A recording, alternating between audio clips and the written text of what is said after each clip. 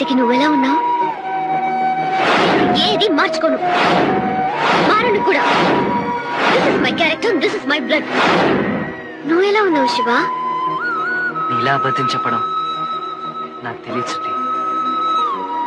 నువ్వెలాగైతే నేను అర్థం చేసుకోలేని భర్తతో కాపురం చేస్తున్నావో, నేను కూడా అలాగే నన్ను అర్థం చేసుకోలేని భార్యతో కాపురం చేస్తున్నాను. ఇష్టం లేని జీవితాల కోసం నువ్వు నేను సర్దుకుపోతూ బతుకుతున్నాం. కానీ ఇదే గనక నువ్వు ఆ రోజు కొంచెం తొందరపాటు లేకుండా మన కోసం, మన ప్రేమ కోసం ఆలోచించుంటే మన ఇద్దరం కలిసి సుఖంగా సంతోషంగా ఉండేవాళ్ళం కదా. ఆ రోజు నీ ప్రేమను అర్థం చేసుకోకుండా కాదనుకుని వచ్చాను. ఈ రోజు ప్రేమ విధించిన శిక్షని నేను ఈ రకంగా